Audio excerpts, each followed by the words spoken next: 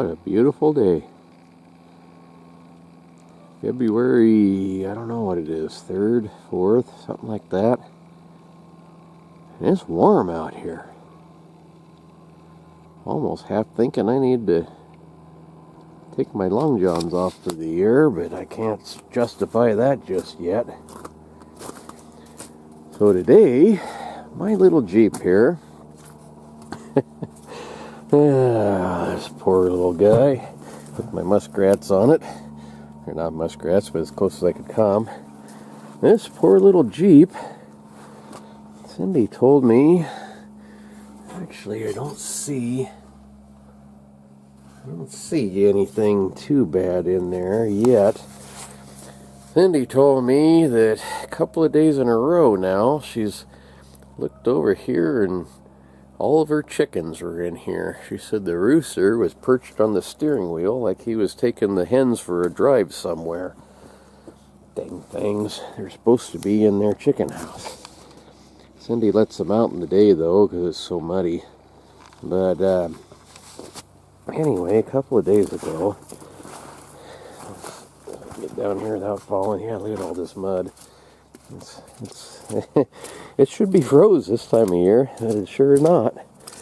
But anyway, a couple days ago, I started to build this jack fence. I got wire and things that I've scavenged over the years, and had it at the fairgrounds. But I need to finish up this. This will be a chicken run to keep them critters from invading my Jeep. So that's kind of the plan for today, I think. But first, they never salted the roads here until a few years ago. And the roads are a whole lot better, a whole lot safer. Although the deer and elk and mountain sheep and those kind of things, they like that road salt. They get down there and lick on the road and get run over and get people hurt. But look at this. This is all road salt.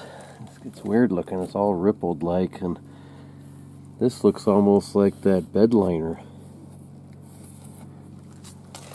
I already have some holes in this poor old truck and really don't need any more. So first off, I think I'm gonna run into town and give this old guy a bath.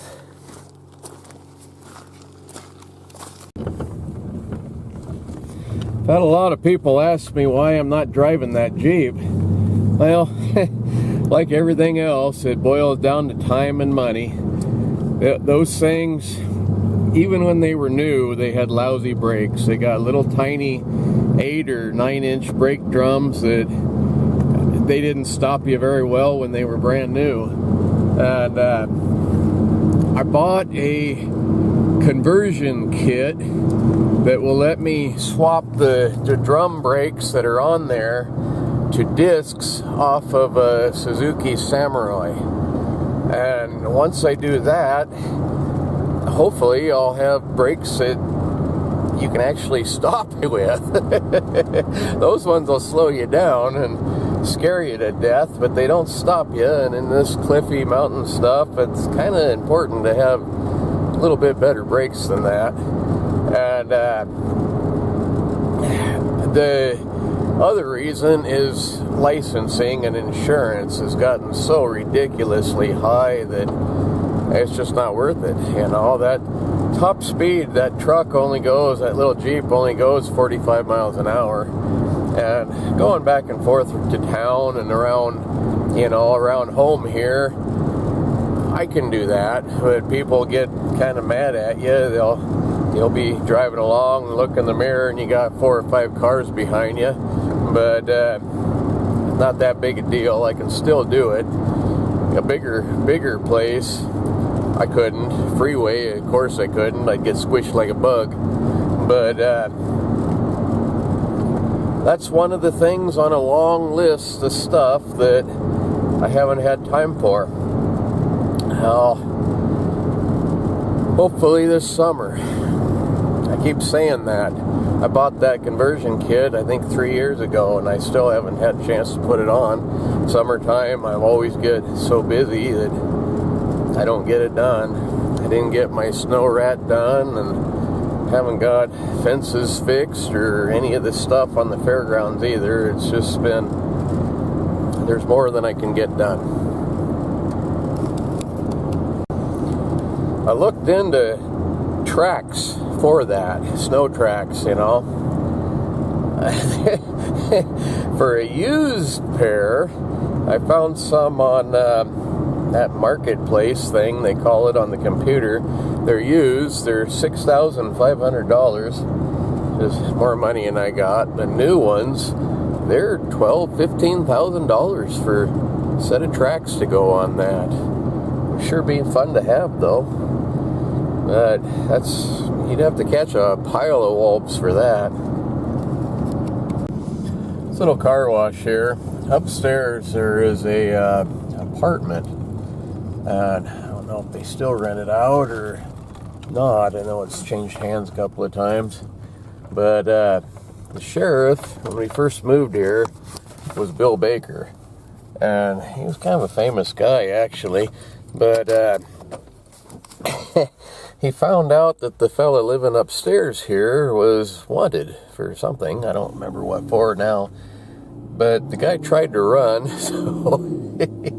so he shot him in the butt. And unless I'm mistaken, I'm pretty sure that Bill carried a .357 revolver, .357 mag revolver. So, not a good idea to run. That had to hurt. By golly, look at that. I don't have a brown truck after all. I got silver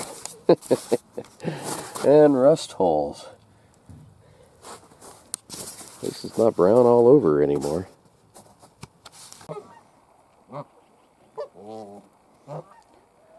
Ornery goose. He beats up Cindy's chickens. He's actually killed a couple of them. At least they're safe on the other side of that wire fence, but I don't know what his problem is. Anyway, this is, oh, there's my phone.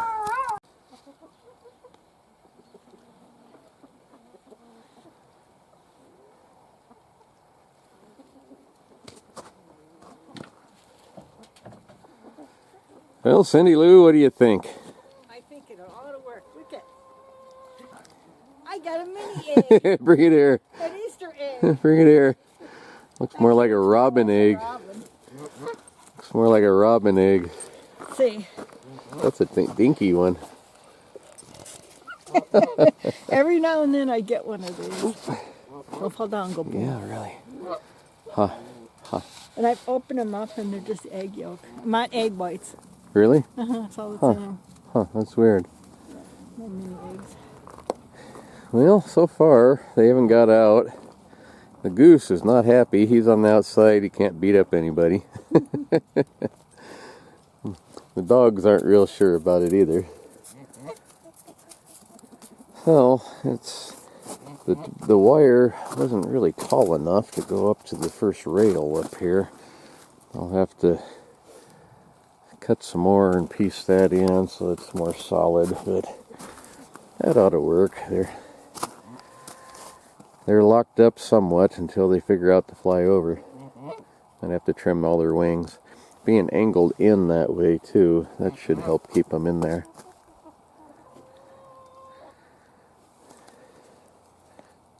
As long as they have their piece of sagebrush to dig under, they're happy. Yeah, they like that big sagebush. They can crawl into that and be in the shade and stuff. So, that's more or less done. See you folks tomorrow. Bye.